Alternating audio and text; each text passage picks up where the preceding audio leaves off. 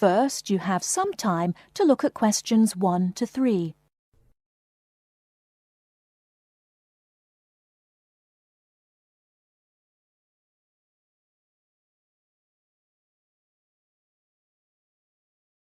Now we shall begin. You should answer the questions as you listen, because you will not hear the recording a second time. Listen carefully and answer questions 1 to 3.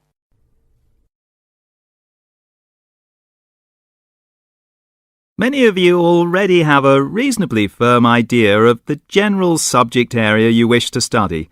Others are more open and searching for ideas. Whatever your situation, I hope you find that we have a course that meets your needs.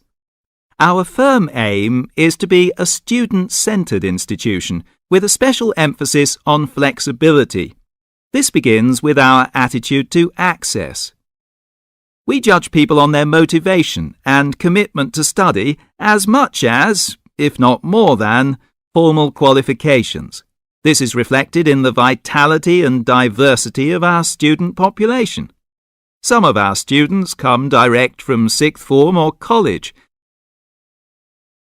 Before you hear the rest of the conversation, you have some time to look at questions 4 to 10.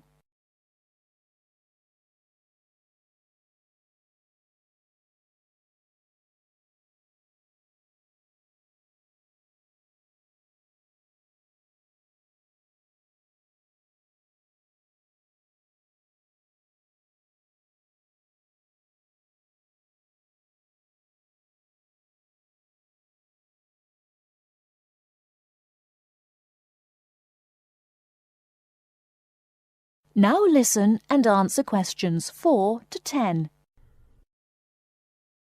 Others are coming into higher education after a short or long gap from formal education.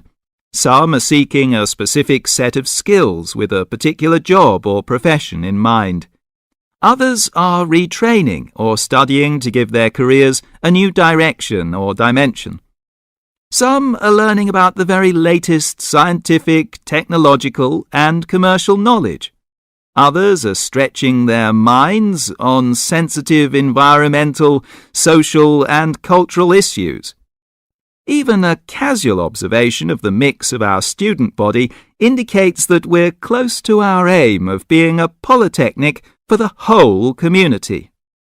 To meet our students' needs, we have 500 academic and a further 500 support staff committed to good quality teaching, high standards, and sensitive and sympathetic student care. We have probably the longest experience of understanding and dealing with the differing needs of a diverse student population. I hope you'll find a suitable course at the Polytechnic College. If you want to come to the college and we consider you suitable, we'll do our best to find you a place. And when you're here, we'll work hard to make your experience enjoyable, stimulating, and educationally rewarding. That is the end of part 1. You now have half a minute to check your answers.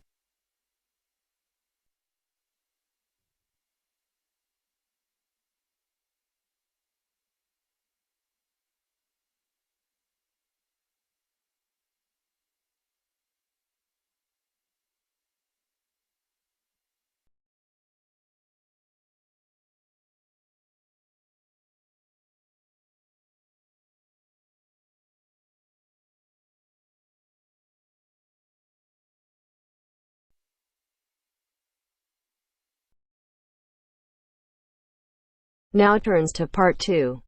Part 2. First, look at questions 11 to 14.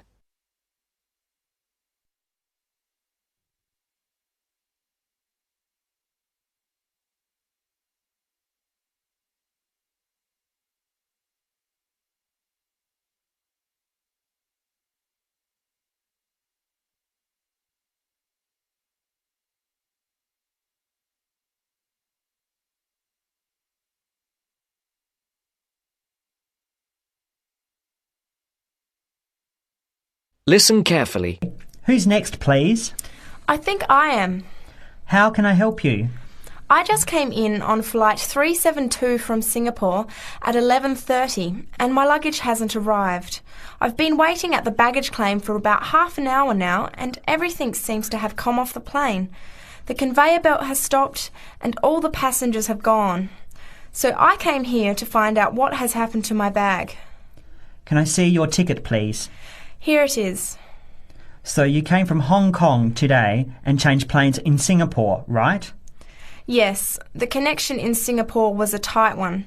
The plane got in late and I had to rush to get to the next flight. That's the problem right there. There wasn't enough time to get your bags onto the connecting flight. Normally Singapore Airport is very efficient. Now, I need you to fill in these forms. Your name. Jenny Lee. Address. I guess you want my address here. I'm staying with relatives. Just a minute, I'll have to look it up. It looks like 583. No, it's 533 East 67th Street in Riverside. Do you have the phone number there? Yes, I do. It's 93014269. So you came in on Qantas Flight 392. Do you know the number of the flight out of Hong Kong? Let me see. I think it was Cathay Pacific 900 or something. Oh yes, it says here, CX912.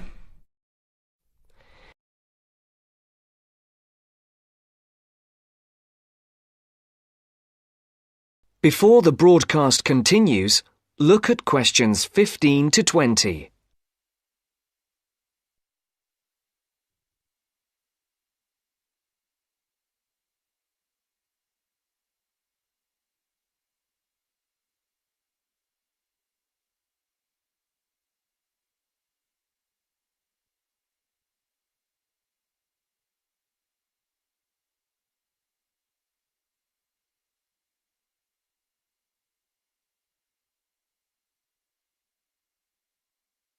You will now listen to the second part of the talk. Right. Now, I need a description of the luggage. How many pieces did you check in? Just one. Can you describe it for me? Here is a picture to help you. Okay. It's a big bag, like this one.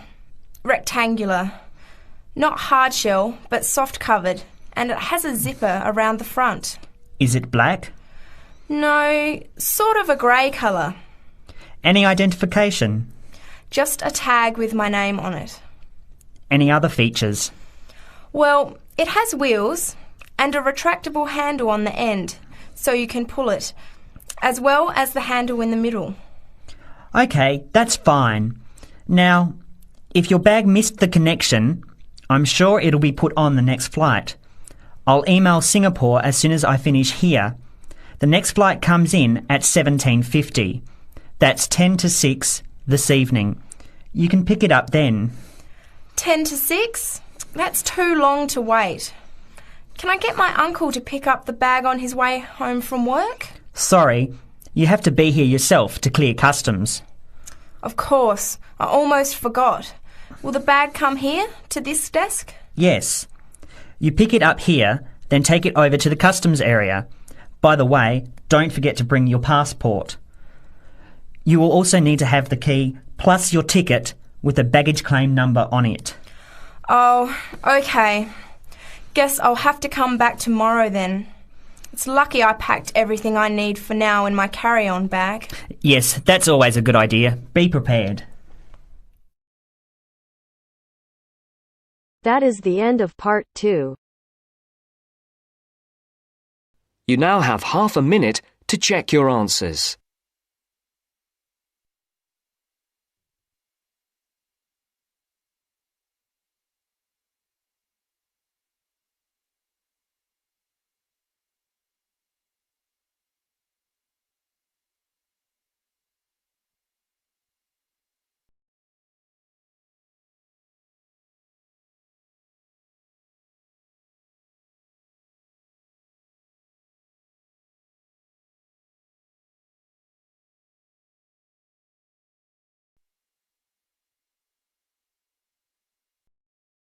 Now turns to part 3. Part 3. You will hear two business studies students discussing a presentation they'll do on an article on working effectively in groups. First, you have some time to look at questions 21 to 26.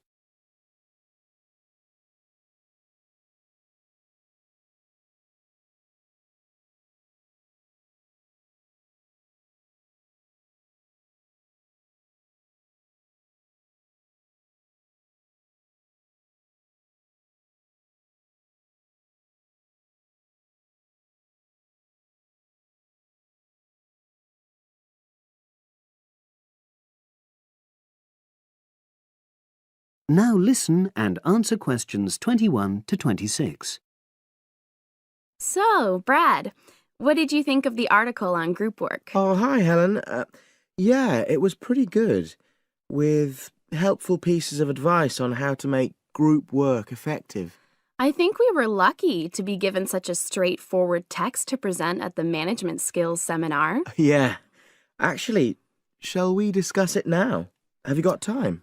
Sure, it's only a 10-minute presentation, so we just need to explain and then give our views on the main points raised in the article. I'll jot down some notes. Right. So, there are 3 main sections. I suggest we start with listening. Yeah, effective listening in groups, because it's not something that's frequently covered on courses in our field. No, and we should say that in the presentation. Yeah, and also effective listening's pretty simple, you know. I don't think it's hard to learn. Well, people think it's easy, but in my experience, most of us tend to be very lazy listeners. Okay, I wouldn't argue with that. Something I do think we should emphasize is the power of the listener's posture, gestures, etc., in making speakers feel respected. Not that you're just waiting for them to finish before jumping in with your own ideas. Uh-huh. Okay, right. The next section is on goal setting. Let's make sure we're clear what the article says on this. Yeah. Well, firstly, it says that all group members must be given time to explain their own goals. That's it, yeah. And then, did it say that the whole group should agree on common goals? That's a bit too strong. It's more that everyone's agendas should be equally acceptable. But it does say that goals have to be realistic, you know. Achievable within a particular time? You've got it. That's really what the article's saying. There isn't really any point in having ideals if group members know they won't come to anything within a reasonable period.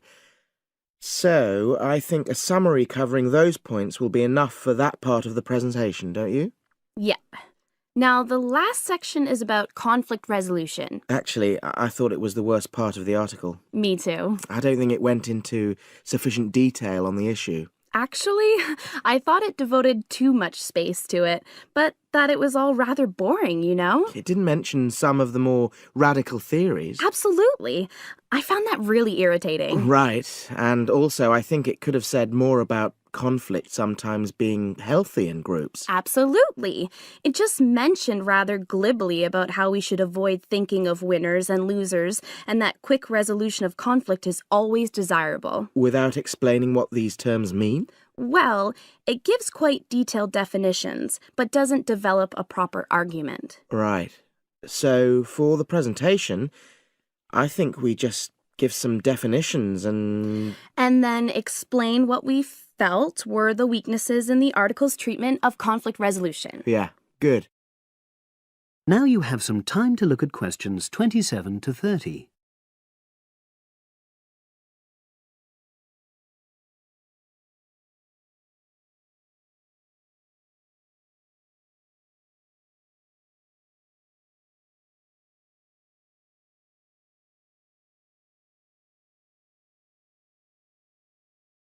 Now listen and answer questions 27 to 30. So, let's think about what we have to prepare for the actual presentation. Well, I suppose we'll use PowerPoint, but I'm hopeless at using it, especially if it has any visuals. I really have to look into doing a course on it because I know I'll need it in the future. Don't worry, I'm quite happy using PowerPoint and I'll put it together when everything else is ready. That's a relief. But yes, do that later. OK.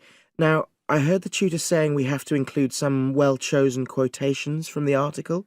I'm not sure if we do. I'll email him to find out. No need. I can just have a look at the specs he gave us when he set the task. That'll be quicker. But the tutor definitely said we have to prepare a handout to go with the talk. I'm not really sure how we do that. Sarah did one last year. Who's she? She's doing the same option as me on marketing. I'll ask her advice on what to include. Great. So that just leaves the bibliography at the end. I suppose it'll mainly be articles. Yeah. So we'll just look on the web, and we can leave that till later. But we've been advised against that. Well, we could have a look through some journals in the library. I think we should start by looking through module handbooks. I think that'll give us some good leads. Yeah, you're probably right. So that's all the topics.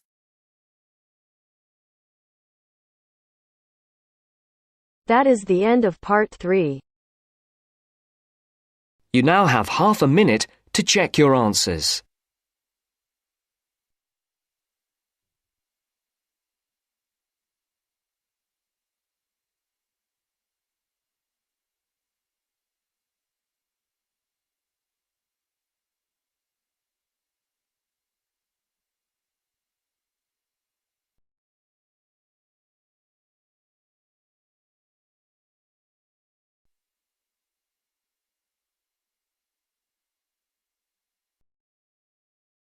Now turns to part 4.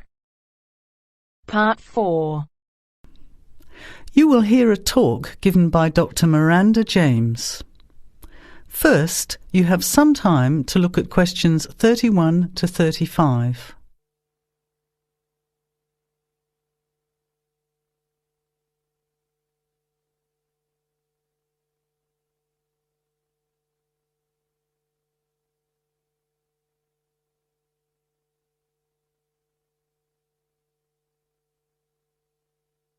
Now, listen carefully to the talk and answer questions 31 to 35.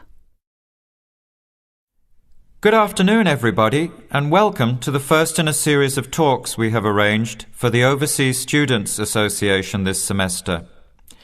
Dr. James has very kindly agreed to speak to us today on the topic of public speaking, and judging from the large numbers of you here, it's clearly a subject of great interest and relevance. Dr. James. Hello. It's good to see so many of you here, and hopefully what I'm going to tell you will be useful to you both here at the university and in your future employment. Many people avoid speaking publicly, by which I mean in front of, say, 10 or more people. Not because they lack the ability, but mainly because they lack confidence, which is really only due to lack of practice. Today, as a consequence of the influence of television, audiences expect speakers to be relatively brief and to the point, in addition to being well-informed and interesting or entertaining. Probably the most important part of public speaking is what you do beforehand, by which I mean preparation. This includes practical details, such as knowing precisely what your topic is and exactly how long you are expected to talk for. You should also plan the content thoroughly. A good strategy is to write out the content as you intend to say it, and then make brief notes, preferably on small cards, which you use to talk from. This way you sound more natural. You incorporate pauses while you look at your notes, and you can then look at your audience while you are speaking. Never read your speech without looking at the audience. Eye contact is a very important part of communicating with an audience. So deliberately move your head and look around at your audience. Pauses are important, as most people, when they are nervous, tend to rush through their speech. Now you have some time to look at questions 36 to 40.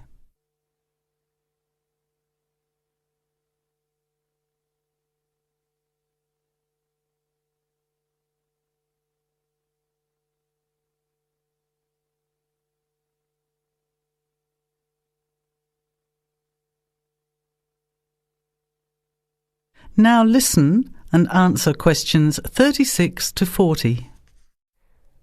Practice speaking slowly.